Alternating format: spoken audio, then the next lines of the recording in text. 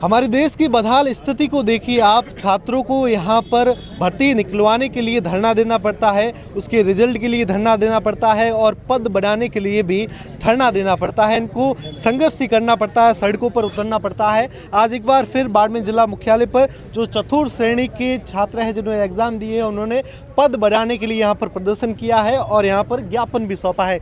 जानेंगे कितने पहले पद थे और अब कितने पद बढ़ाने के लिए प्रदर्शन किया जा रहा है। आज प्रतियोगी बेरोजगार महासंघ के बैनर तले बाड़मेर के शिक्षित बेरोजगारों ने अपना धरना दिया है। धरने का उद्देश्य चतुर्थ श्रेणी भर्ती 2024 जिसमें 53,000 के करीब पद थे, 21 लाख लोगों ने एग्ज़ाम दिया और हम सब बेरोजगारों की मंशा है कि 50,000 के जो पद चाह रहे हैं कि सरकार के जो खाली रहे 25,000 पोस्ट और है उनको समायोजित कर एक साथ भर्ती का रिजल्ट करें। बार बार अनावश्यक खर्चा सरकार का, एक साथ यदि एक ही भर्ती में रिजल्ट होते हैं तो बच्चा परेशान होता है। यहाँ दूर सरहद से निकलकर बच्चा एग्ज़ाम देने के लिए कोटा जाता है और यहाँ से जयपुर का सफ़र तय करता है, उसे आर्थिक, मानसिक और शारीरिक व्ययदा होती है।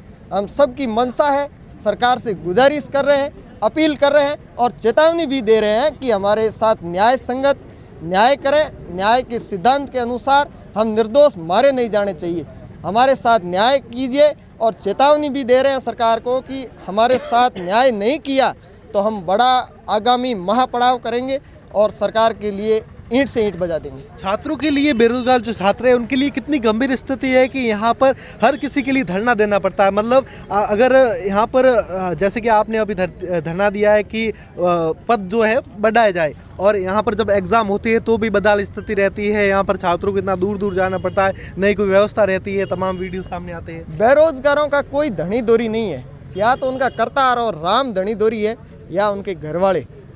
जब तक 12वीं तक पढ़ाई करता है तब तक स्कूल में मास्टरों के लिए धरना दो, मास्टरों के बाद फॉर्म भरने के लिए, वैकेंसी निकालने के लिए धरना दो, फिर एग्ज़ाम देने के लिए धरना दो, फिर रिजल्ट के लिए धरना दो, फिर पोस्टें बढ़ाने के लिए धरना दो। एक बेरोजगार की ज़िंदगी 30 साल तो इन धरनों में निकल जाती है और पर्ची सरकार आने के बाद यहाँ बेरोजगारों के हाल पहले से ही बेहाल है। जिम्मेदार किसको मानते हो आप लोग? जिम्मेदार किसको मानते हो? सरकार को मानते हैं। समस्त सरकारी सेवाओं में जो भी भर्तियां हुई है अभी, उनमें जो चतुर्थ श्रेणी भर्ती में जो पद निकाले गए थे वो भाई साहब ने भी अभी बताया है कि जो ऊँट के मुंह में जीरे के समान है। अभी विभिन्न विभागों में जो पद खाली है उनमें भी पूर्ति हो जाए और हमारे महासंघ के जो अध्यक्ष हैं उन्होंने यही, इनका उद्देश्य यही है कि धरना प्रदर्शन की जो विभिन्न विभागों के पद भी भर जाएँ, हमारे बेरोजगारों का जो दुख है वो भी शांत हो जाए और बेरोजगारी भी कम हो जाए। और इसी आशा के साथ हम इस धरना प्रदर्शन पर बाड़मेर जिला मुख्यालय पर पहुँचे हैं।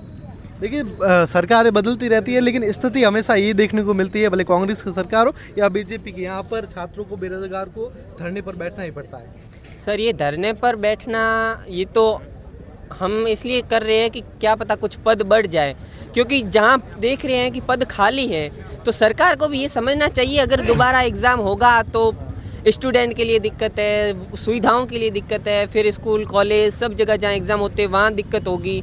इससे अच्छा अगर इसमें पद बढ़ा दिए जाएंगे तो ये बढ़िया स्तर की होगी कि हम भी इसमें कुछ अपना योगदान दे सकें, हम कुछ आगे बढ़ पाएँ, ताकि हम भी ऐसा कर सकें कि हमने बेरोजगारी को हटा दिया है। तो इसके लिए ज़रूरी है कि पद बढ़ने चाहिए। हम भजनलाल सरकार है जो उसका पूरी तरह से सम्मान करते हैं, बिल्कुल ये कहते हैं और हम मानते हैं सरकार हमारी बात अवश्य सुनेगी और पद बढ़ाएगी।